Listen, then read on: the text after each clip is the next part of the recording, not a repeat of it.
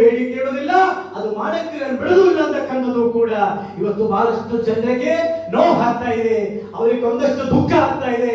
ಸ್ವಾಮೀಜಿಯವರೇನಾದ್ರೂ ಇಲ್ಲಿ ಪೀಠ ಮಾಡ್ತಾರೋ, ಮಠ ಮಾಡ್ತಾರೋ? ನೋ, ಇವತ್ತು ನನಗೆ ಇರೋ ಮಠಕ್ಕೆ ಹೋಗಕ್ಕೆ ಸಾಧ್ಯವೇ ಆಗ್ತಾ ಇಲ್ಲ. ಹೋಗಬೇಕು. ನಮ್ಮ ಸಮಾಜ ಯಾರು ನಿಂತಿದ್ದಾರೋ ಬಳಿ ನಮ್ಮ ಜೆಡಿ ನಾಯಕರು ಹೇಳಿದಾಗ ಓಟು ಹೊಡೆದು ಹೋಗಬಾರದು. ಆ ಓಟುಗಳನ್ನೇ ಕ್ರೋಢೀಕರಣ ಮಾಡಿ ಸಮಾಜಕ್ಕೆ ಒಂದು ಸಂದೇಶವನ್ನು ಕೊಡಬೇಕು. ಈ ಜಿಲ್ಲೆಯಲ್ಲಿ ಬಡ್ಕಲ್ಲು ಅನ್ನೋರು ಅಂಕೋಲದಲ್ಲಿ ನಮ್ಮ ಶ್ರೀನಿವಾಸ ಇದೆ, ಆ ಕ್ಷೇತ್ರದ ಶಾಸಕ ಸತೀಶ್ ಸೈಲ್ ಅವರ ಮನೆಗೆ ಬೇಟೆ ಸಮಯದ ಕೊಟ್ಟಿಯಲ್ಲಿ ತಿಳ್ಕೊಳ್ಳಿ.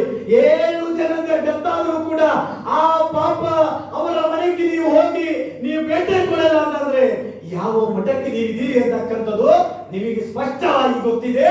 ಈ ಸಮಾಜ ಯಾವ ರೀತಿಯಲ್ಲಿ ಇದೆ ಅಂತಕ್ಕಂಥದ್ದು ಮತ್ತು ಮುಂದೆ ಈ ಸಮಾಜ ಹೇಗೆ ಹೊಡಿಬೇಕು ಅಂತಕ್ಕಂಥದ್ದು ಕೂಡ ನೀವೆಲ್ಲ ಈ 4 ಜಿಲ್ಲೆಯಲ್ಲಿ ನೀವು ಈ ಸಮಾಜ ಎದ್ದು ಬೀದಿಗೆ ಬಂದಿಲ್ಲ ಅಂದ್ರೆ ರಾಜ್ಯದ 26 ಜಿಲ್ಲೆಯ ಈಡಿಗರಿಗೂ ಕೂಡ ನ್ಯಾಯ ಸಿಗುವುದಿಲ್ಲ ಅಂತ ತಿಳ್ಕೊಳ್ಳಿ. ದಯವಿಟ್ಟು ನೀವು ಬೀದಿಗೆ ಬರಬೇಕು. ರಾಜಕೀಯವಾದ ಶಕ್ತಿಯನ್ನು ನಿಮ್ಮಲ್ಲಿಯೇ.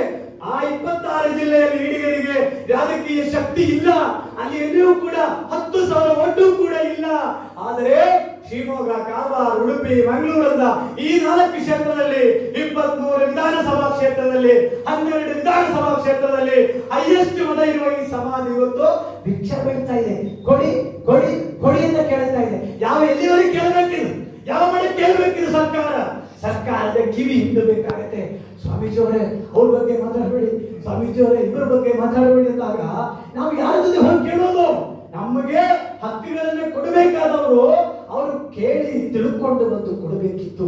ಆದ್ರೆ ಅವ್ರಿಗೂ ಗೊತ್ತಿದೆ ಇವರ ಚಿತ್ರ ಹಚ್ಚಿದೆ ಸಮಾಜ ಏನು ಬೇಕಾದರೂ ಮಾಡಬಹುದು. ದಯವಿಟ್ಟು ನಾನು ಹೇಳ್ತಾ ಇದ್ದೇನೆ, ಈ ಯಾರ್ಯಾರು ಬಂದಿದ್ದಾರೆ ಇಲ್ಲಿ ಈ ತಾಲೂಕಿನ ಮಾಜಿ ಅಧ್ಯಕ್ಷ ರಾಜೇಶ್ ಅವರು ಕೂಡ ನಮ್ಮ ತಾಲೂಕು ಅಧ್ಯಕ್ಷರಾಗಿದ್ದರು.